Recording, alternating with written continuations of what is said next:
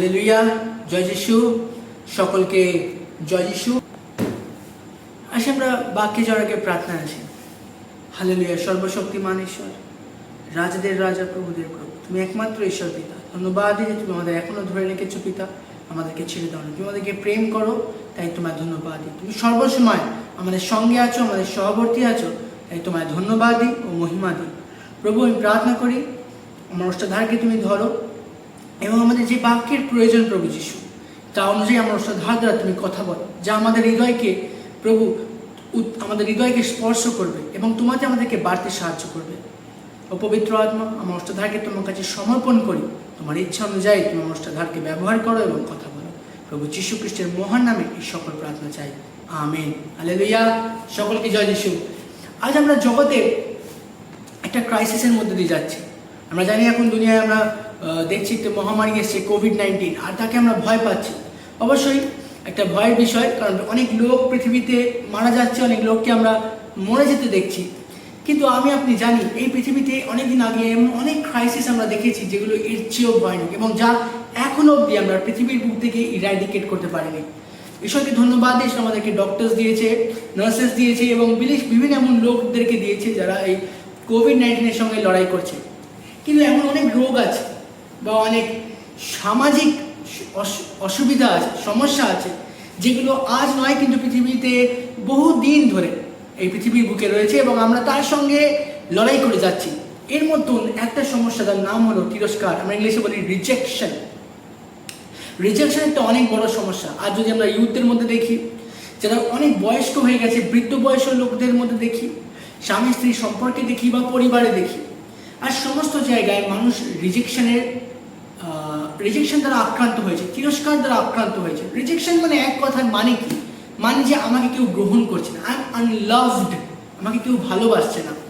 Recently আমি একটা documentary movie দেখছিলাম, তো ওখানে একটা জিনিস দেখছিলাম যে একটা পরিবারে তার স্বামী স্ত্রীর মধ্যে খুব অশান্তি। তার মেয়ে বড় হয়ে গেছে, কলেজে পড়াশোনা করে, কিন্তু স্বামী স্ত্রীতে অনেক অশান্তি এবং স্বামী স্ত্রী এমন পর্যায়ে অশান্তি চলে গেছে যে ওরা ডিভোর্সের পর্যায়ে চলে গেছে এবং তারা নিজেরা অশান্তি করতে করতে নিজেরা ডিভোর্সের জায়গায় দাঁড়িয়ে থাকতে থাকতে এটা ভুলে গেছে যে আমাদের একটা মেয়ে আছে। আর সেই মেয়েটি একবার মায়ের কাছে ভালোবাসা পেতে চাইছে, পাচ্ছে না। সে বাবার কাছে ভালোবাসা পেতে চাইছে, পাচ্ছে না। তখন সেই ভালোবাসাটা পাওয়ার জন্য সে বাইরে বেরোয় এবং বাইরে যাদেরকে সে ভালোবাসে তারাও কিছুদিন পর তাকে তিরস্কার করে দেয়, তাকে রিজেক্ট করে দেয়, তাকে ছেড়ে দেয় এবং সে দুঃখার্ত হয় এবং দুঃখের পরিস্থিতি আবার সে তার মায়ের কাছে ভালোবাসা পেতে চায়। তার মা তাকে নেগলেক্ট করে, তার বাবা তাকে রিজেক্ট করে এবং এই পরিস্থিতির মধ্যে সেই বাচ্চাটি, সেই মেয়েটি, সেই ইউথটি সুইসাইড করে নেয়। এটা অনেক দুঃখের ঘটনা। কিন্তু আমি এবং আপনি কি জানেন, হয়তো আপনার ঘটনা এরকম নয়, হয়তো আপনার বাবা মা আপনাকে ভালোবেসেছে, কিন্তু আমরা অনেক সময় পৃথিবীর বুকে অনেক মানুষে যারা রিজেকশনের আক্রান্ত হয়েছে, তারা তিরস্কার দ্বারা আক্রান্ত হয়েছে, তাদেরকে কেউ ভালোবাসেনি, তাদেরকে এই লোকে ছেড়ে দিয়েছে এবং তাদেরকে তারা দুঃখ দিয়েছে। হতে পারে আমার এবং আপনার জীবনেও, আমাদের জীবনে এমন কোনো জায়গা আছে হৃদয় যেখানে রিজেকশনের ফল আমরা আমাদের জীবনে ভোগ করছি। তিরস্কার হয়তো কেউ আমাদের কখনো করেছে, তার ফল আমরা ভোগ করছি। একটা সত্যি ঘটনা বলবো, একটা পাস্টারের ঘটনা আছে। একটা পাস্টার নয়, সে একজন প্রভুর একটা চার্চে কাজ করে, এমন একটা ব্যক্তি যে চার্চে কাজ করে, যীশু খ্রিস্টকে বিশ্বাস করে। কিন্তু যীশু খ্রিস্টকে বিশ্বাস করার সত্ত্বেও সেই ব্যক্তিটা একজন হোমোসেক্সুয়াল ব্যক্তি ছিল। মানে এমন একজন ব্যক্তি যার একটা ছেলের সবসময় মেয়ের প্রতি আকর্ষণ হওয়াটা স্বাভাবিক, কিন্তু তা নয়, তার একটা ছেলের প্রতি আকর্ষণ ছিল। সে নিজের হৃদয়ের গভীরে জানতো এটা আমার জীবনে ভুল হচ্ছে, কেন আমি এরকম করছি। তো সে একটা মিনিস্ট্রির কাছে যায়, একটা পরিচর্যা কার্যের কাছে যায় এবং বলে আমাকে সাহায্য করো। সেই মিনিস্ট্রি এই বিষয়ে কাজ করতো, তাকে তার সন্ধানে তার একটা বন্ধু দেয়, গিয়ে বলে আমাকে সাহায্য করো, আমি এখান থেকে বেরোতে চাই।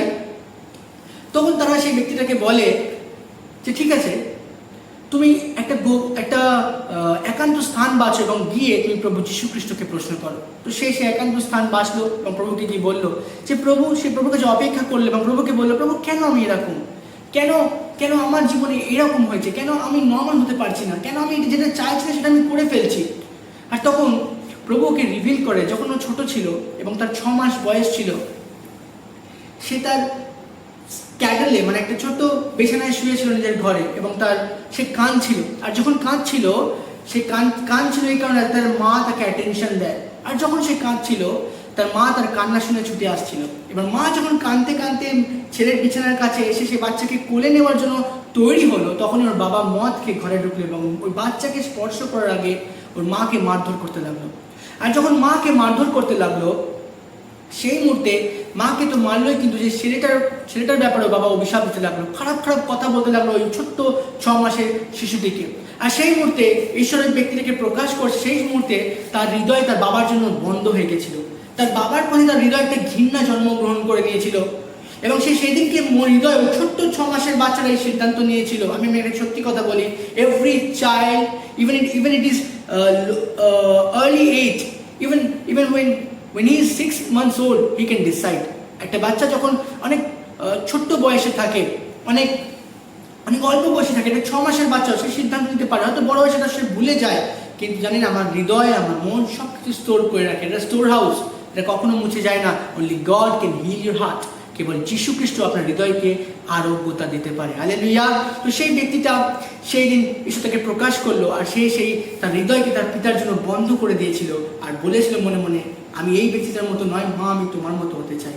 তাই বড় তার সেই পরিস্থিতিকে শয়তান কাজে লাগিয়ে তার সেই দুষ্টাত্মাগুলো তাকে ম্যানিপুলেট করে তাকে সর্বদা এমন একজন ব্যক্তি করে দিল যে ছেলে তো ছিল কিন্তু একে মেয়ে মনে করতে লাগলো। তাই তার আকর্ষণ ছেলেদের প্রতি ছিল, মেয়ের প্রতি নয়। বাট যীশু খ্রিস্ট তাকে প্রকাশ করে, সে তার বাবাকে সেদিন ক্ষমা করে এবং মন ফিরায় এবং সে একটা স্বাধীন ব্যক্তি। আজ যে স্ত্রী আছে এবং অনেকগুলো সন্তান আছে। হালেলুয়া।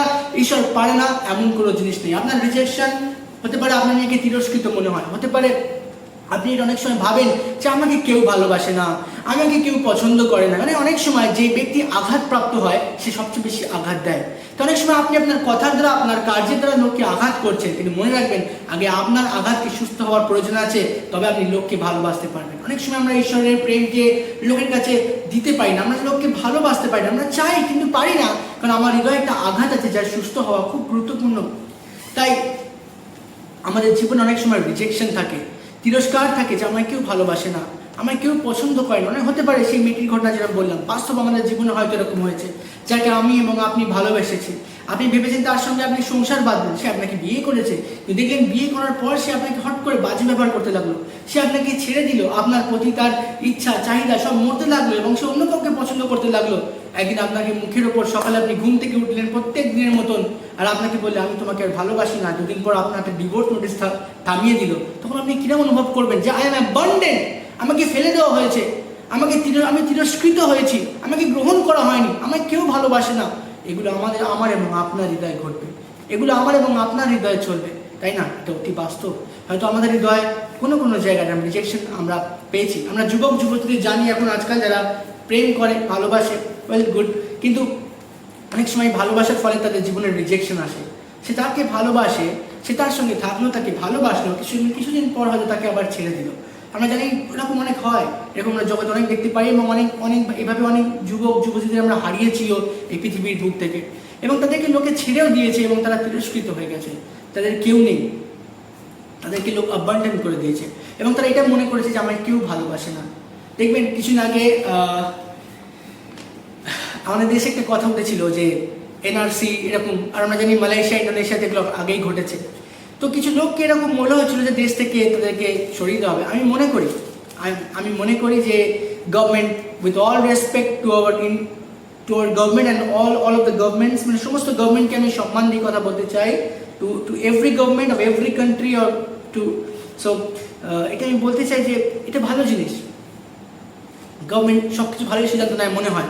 কিন্তু আমি একটা কথা বলতে চাই, এটা আমার ব্যক্তিগত কথা হতে পারে, যে সেই ব্যক্তিটাকে যদি আমি দেশ থেকে বার করে দিই, সেই ব্যক্তিটাকে যদি অন্য দেশ গ্রহণ না করে, তাহলে সে তো কোনো দেশের হলো না। কিন্তু আলটিমেটলি সে তো এই পৃথিবীর, সে তো কোনো একটা দেশের নিশ্চয়ই এবং বাস্তবে, হয়তো আমি তাকে গ্রহণ করছি। তো এরকম বিভিন্ন রকমের রিজেকশন আমাদের জীবনে কাজ করে, বিভিন্ন দুঃখ আমাদের জীবনে থেকে যায়, যেগুলো আরোগ্যতা হওয়া প্রয়োজন। রিজেকশন একটা ভয়াবহ দুঃখ। রিজেকশন একটা এমন জিনিস যেখানে আমি ভালোবাসা পেতে চাই, কিন্তু আমাকে ভালোবাসার কেউ নেই। আমি চাই আমাকে কেউ ভালোবাসো। জানেন, যে ব্যক্তি রিজেক্টেড হয় সে সবসময় অন্য ব্যক্তির কাছে গিয়ে তার অ্যাটেনশন পাওয়ার চেষ্টা করে, আর যখন সে অপর ব্যক্তি থেকে অ্যাটেনশন দেয় না, সে হতাশা এবং ডিপ্রেশনে গ্রস্ত হয়ে যায়, উইচ ইজ ভেরি ডিপ্রেসিং। এটা খুব ডেঞ্জারাস, খুব টর্মেন্টিং, খুব অত্যাচার করে এগুলো সেই ব্যক্তিটাকে। সে ব্যক্তিটা চায় না অন্যকে সমস্যা করতে, অন্যকে প্রবলেম করতে, বাট সেই ব্যক্তিটার হৃদয়ের গভীরে এটা মনে করে আই অ্যাম আনলাভড, আমায় কেউ ভালোবাসে না। আর তখন সে নিজের যোগ্যতাকে, নিজের পরিচয়কে প্রশ্ন করতে লাগে, সত্যি কি আমি ভালোবাসার যোগ্য? সত্যি কি আমি যোগ্য? সত্যি কি আমার মধ্যে কিছু খারাপই আছে যে আমার সঙ্গে এরকম হলো? এবং সে নিজের চারিপাশে আরও পাঁচটা ব্যক্তির সঙ্গে নিজেকে, বা আরও নিজের চারিপাশে সমস্ত ব্যক্তির সঙ্গে নিজেকে তুলনা করতে লাগে। যখন দেখে আমার জীবনে ভালোবাসা নেই, কিন্তু ওই সমস্ত ব্যক্তিগুলোর জীবনে আছে, তখন সে মনে করে আই অ্যাম আনলাভড। সে হাসে লোকের সামনে, কিন্তু তার হাসিগুলো ফেক, হাসিগুলো মিথ্যে, তার হৃদয়ের ভিতরে দুঃখ থাকে। কিন্তু আমি একটা কথা বলি, একটা সুসমাচার আছে। আপনি জানেন, যখন যীশু খ্রিস্ট ক্রুশে আমার আপনার জন্য প্রাণ দিয়েছে, আপনার আমার পাপের জন্য, শুধু পাপের জন্য নয়, যীশু আপনার দুঃখের জন্য প্রাণ দিয়েছে। যিশাইয় তার 53 অধ্যায়ে লেখা আছে, সে আমাদের দুঃখ, আমাদের যাতনা, আমাদের কষ্ট সকল নিয়েছে। লেখা আছে, তার নিজের লোকেরা তাকে রিজেক্ট করেছে, তিরস্কার করেছে, তাকে ডেসপাইজ করেছে, তাকে তুচ্ছ করেছে, যেন আজ আমি এবং আপনি ঈশ্বরের দৃষ্টিতে গ্রহণযোগ্য হতে পারি। যীশু খ্রিস্টকে তার নিজের লোক ত্যাগ করেছে, যীশু খ্রিস্টকে তার নিজের স্বর্গস্থ পিতা ত্যাগ করেছে, যেন আজ আমি এবং আপনি যীশু খ্রিস্টকে বিশ্বাস করার মাধ্যমে ঈশ্বরের কাছে গ্রহণযোগ্য হতে পারি। হালেলুয়া! সুসমাচার এই যে জগতের লোক আপনাকে ছাড়তে পারে, আপনার মা, আপনার বাবা আপনাকে ত্যাগ করে দিতে পারে, আপনার প্রিয়জন, আপনি যাকে আপনি ভালোবেসেছেন, যার সঙ্গে আপনি বিবাহ করেছেন, সংসার বেঁধেছেন, সে আপনাকে একদিন ত্যাগ করে দিতে পারে, but never never ever Jesus Christ will leave you or forsake you. কিন্তু কখনো আর কোনোদিন যীশু খ্রিস্ট আপনাকে ত্যাগ করবে না ও ছাড়বে না। বাক্যে লেখা আছে, ইব্রিয়দের 13 অধ্যায় 5 পদে প্রভু যীশু বলেছে, I will never leave you nor forsake you. ঈশ্বর আপনাকে কখনো ছাড়বে না, কখনো ত্যাগ করবে না। প্রভু যীশু আপনাকে ভালোবাসে। আপনি জানেন, জিরোমীয় পুস্তকে, যিশাইয়ের পুস্তকে এমনি একটা বাক্য লেখা আছে। সে বাক্যে ঈশ্বর বলেছে, তোমার মাতৃগর্ভে, জিরোমীয়তে লেখা আছে এই কথাটা, তোমার মাতৃগর্ভে জন্মানোর আগে আমি তোমাকে জানি। ভেবে দেখুন তো, আপনার মা বাবার চেয়ে অনেক বেশি ঈশ্বর আপনাকে ভালোবাসে। আমার কথাটা শুনতে খারাপ লাগতে পারে, আমি বলতে পারি কি করে সম্ভব, but it is the truth. Before the world knew you, before your father and mother knew you, God knew you. এই পৃথিবী আপনাকে চেনার আগে, আপনার মা বাবা আপনাকে জানার আগে ঈশ্বর আপনাকে জানে। অনেক সময় আপনি বলি, আমার মা বাবা আমাকে প্ল্যান করে নিয়েছে। No, he never plan for you. সে আপনাকে প্ল্যান করেন, সে একটা বাচ্চা প্ল্যান করেছে, আপনাকে নয়। ঈশ্বর আপনাকে পরিকল্পনা করে পরিবারে পাঠিয়েছে। ঈশ্বর আপনাকে জানে আপনার মা বাবার চেয়ে বেশি। That's the truth, that's what my Bible teaches. আমরা পৃথিবীতে অনেক লোক দেখি যে মা বাবা ছেড়ে দেয় তার ছেলে মেয়েকে, তাদের আমি পার্সোনালি এমন অনেক ব্যক্তিকে চিনি যাদের মা বাবার মধ্যে সম্পর্ক ঠিক নেই, এবং যখন সম্পর্ক ঠিক থাকে না, সেই আশাগুলো সবসময় ছেলে মেয়ের উপর আসে এবং তারা ফিল করে আই অ্যাম আনলাভড।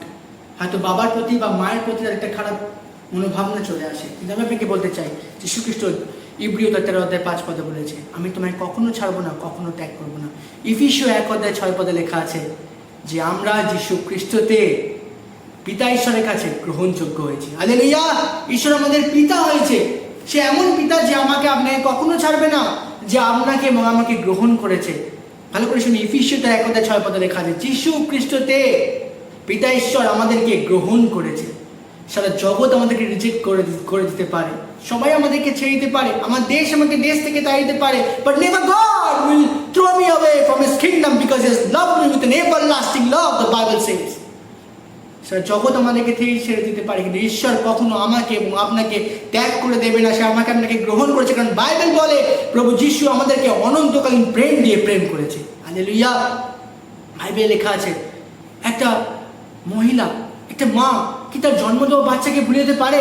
তার প্রতি করুণা করে কি না থাকতে পারে? বাক্যে লেখা আছে, তবুও যদিও সে পারে, তবুও আমি তোমায় কখনো ছাড়বো না। হালেলুয়া! বাইবেলে লেখা আছে, yet I will not forget you, তবুও আমি তোমাকে ভুলবো না। দেখো আমার হাতে, আমার তালুতে আমি তোমায় খোদাই করে রেখেছি। যীশু খ্রিস্ট কালভারি ক্রুশে আপনার জন্য ক্ষতবিক্ষত হয়েছে।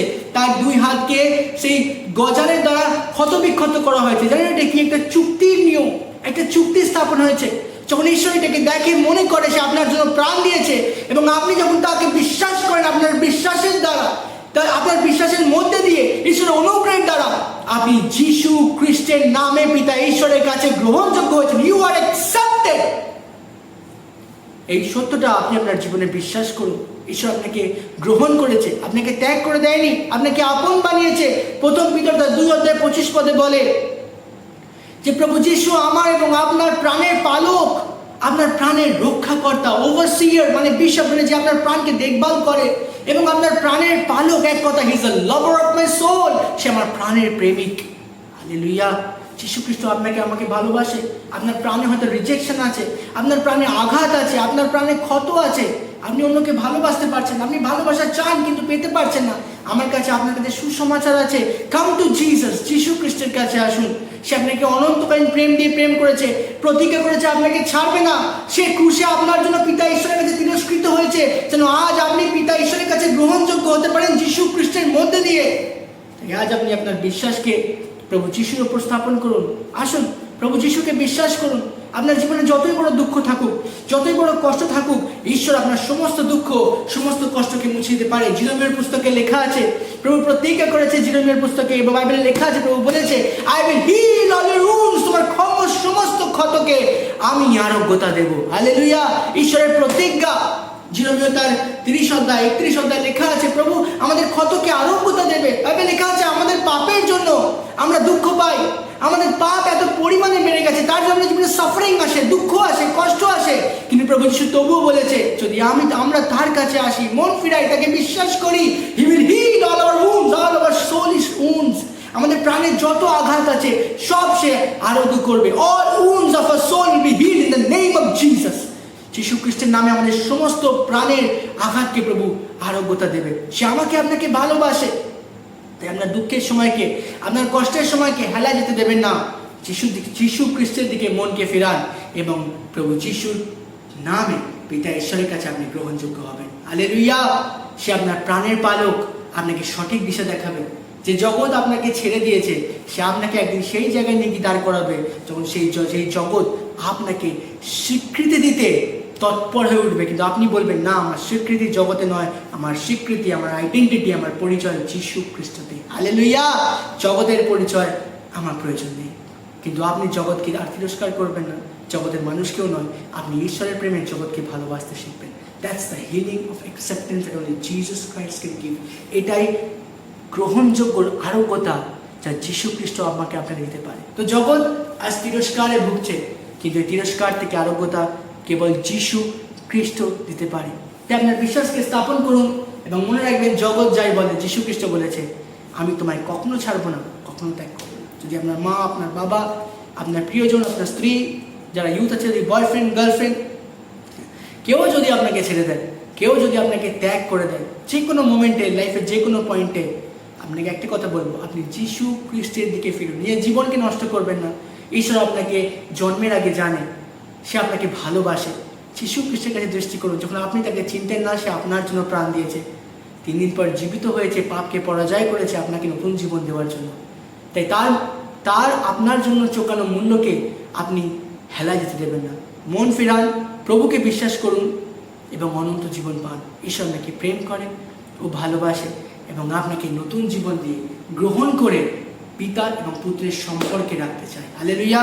আপনি ঈশ্বরের সন্তান হবেন যখন আপনি যীশু খ্রিস্টকে বিশ্বাস করবেন। হালেলুয়া। তাকে বিশ্বাস করার দ্বারা জন্য বড় কিছু করতে হয় না। তাই রিজেকশন থেকে আরোগ্যতা পাওয়ার জন্য শুধু তাকে বিশ্বাস করতে লাগে। তাকে বিশ্বাস করার জন্য আপনি বলুন, প্রভু যিশু, আমি পাপী, আমায় ক্ষমা করো, আমার হৃদয়ে এসো, তুমি আমার প্রভু হও, আমার জীবনের রাজা হও, আর আমার জীবনকে তোমার ইচ্ছায় চালনা করো। হালেলুয়া।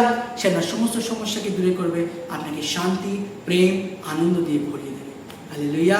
সে প্রত্যেককে আশীর্বাদ করুক। আসে আমরা শেষ প্রার্থনা করি।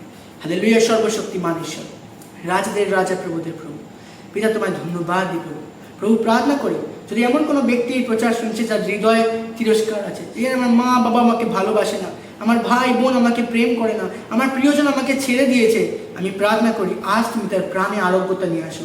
সে যখন এই সংকটের সময় তোমাকে ডাকবে, প্রভু আমাকে ছোঁয়ো, আমাকে পরিবর্তন করো, আমি ভালো হতে চাই, তখন তোমার প্রেম নিয়ে তার জীবনকে তুমি ভরিয়ে দাও। যখন সে তোমাকে ডাকবে, প্রভু যিশু আমায় সাহায্য করো, এই দুঃখ থেকে আমাকে বের করো, তখন তোমার আনন্দে তুমি তাকে ভরিয়ে দাও। তাকে এটা বুঝতে সাহায্য করো, তুমি তাকে গ্রহণ করেছো। যখন সে তোমাকে বিশ্বাস করেছে, তুমি তাকে গ্রহণ করেছো পিতা, আর আজ থেকে সে তোমার সন্তান, তোমার ছেলে বা তোমার মেয়ে, আর তুমি তার পিতা। হালেলুয়া। তাকে এই অ্যাকসেপ্টেন্স, এই গ্রহণযোগ্যর মধ্যে আসতে সাহায্য করো পিতা। আমি প্রার্থনা করি প্রত্যেক সেই ব্যক্তি, প্রভু যাদের হৃদয়ে তিরস্কৃত হয়ে যায়, একে ছেড়ে দেওয়া হয়েছে, যাদেরকে তুচ্ছ করা হয়েছে, যাদেরকে ভালোবাসা থেকে বঞ্চিত করা হয়েছে, আমি প্রার্থনা করি পিতা, তাদেরকে তোমার প্রেম দিয়ে পূর্ণ করো। ধন্যবাদ প্রভু, আমি তোমার অযোগ্য দাস, তোমাকে ব্যবহার করলে তোমায় কোটি কোটি ধন্যবাদ। আমি অযোগ্য প্রভু, তুমি তোমার রক্ত দিয়ে ধুয়ে সূচি করে পরিষ্কার করে আমায় যোগ্য করেছো প্রভু।